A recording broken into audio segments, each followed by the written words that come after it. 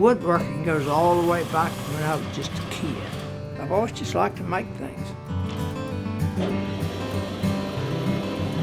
I'd say somewhere around 1966, I built a banjo. My neighbor came over with a banjo, and I was looking at that thing, and I said, I think I could build one of them. So I set out and built it. It wasn't a very good one, but it sounded good. Then it just went on, and I built some really good banjos after that.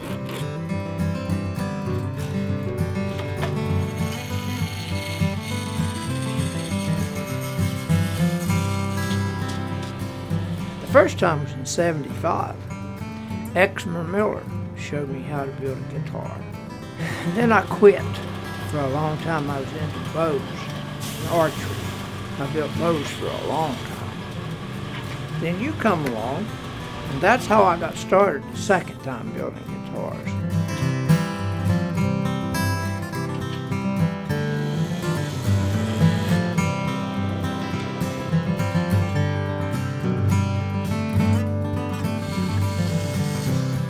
Dave Anderson was pretty much instrumental in me trying to make some really good sounding guitars. He's got a bunch of real old, in the 30s, D28 Martins, really good sounding guitars.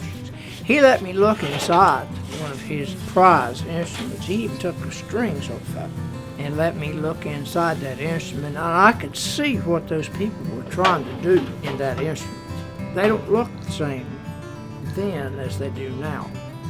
And he said, this is the kind of sound that you want to try and duplicate. So anyway, I tried to come up with some of that idea that I got out of that guitar. The 1935 D28 Herringdon. Got a gorgeous sound.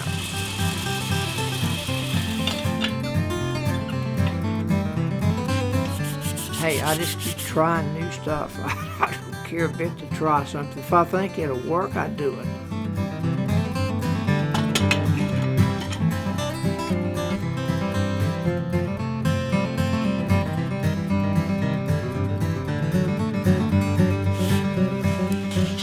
I've tried all kinds of different bracing, and once in this guitar is probably about my last try.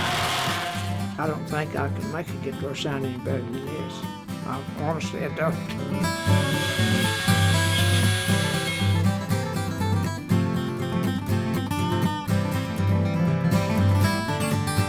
Perfect.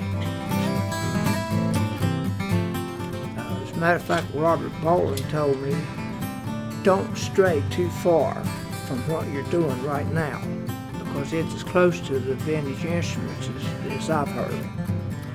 So maybe I'm doing something right, I don't know.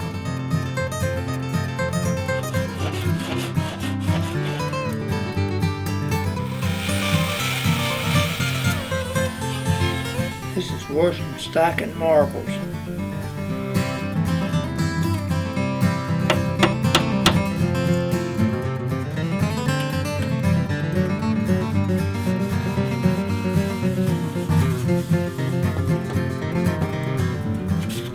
Be a dandy. I especially like somebody to come over and say, hey, you know, would you care if I brought my guitar over and just, you know, kind of compared the sounds? I said, I'd appreciate it. And I do. I like to hear what other people's guitar sounds like. And I like to see their expression when we tune them all up. He plays his, and then he plays mine.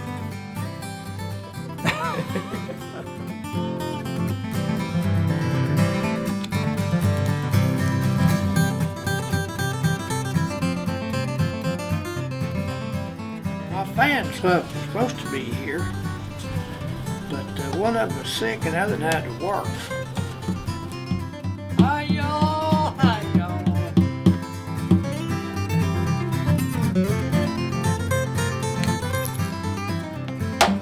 I can tell just about anybody that's out there that thinks that they'd like to get into building guitars, you can make a small fortune doing this. All you got to have is a big fortune to start with, and pretty soon it'll be little.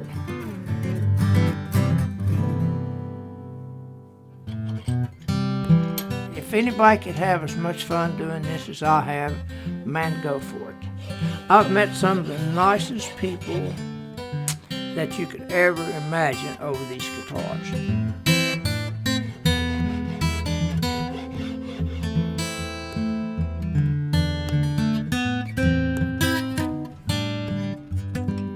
The guy come in and he was interested. So I brought some guitars out and he played them. So then he stood out in front and he had me to hit some chords on. So I'm not getting to this guy. So I'll go back and I get one of my Blackwood guitars, which in my opinion, that's the best sound, just like this one, it's just the best sounding guitars.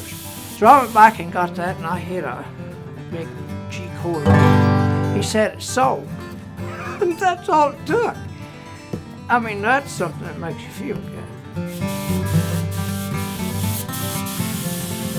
I guess whenever a person gets one done, and then guys like yourself, Swanigan Ray, and everybody, when they come around and they hit a chord on that guitar, and they say, wow, you know, that's a good sounding guitar.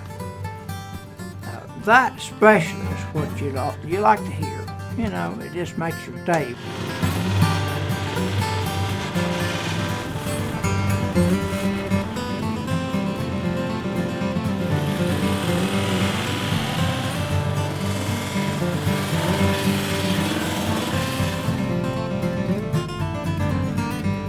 I mean, this gives you a good feeling to know that you've got a product that people really like. It makes you feel good that you've actually accomplished something for somebody that really sounds to suit their ear.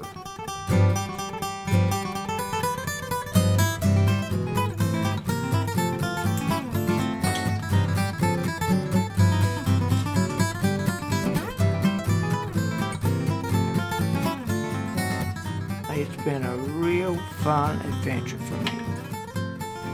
Okay, big guy, I've done my part, you come and do yours.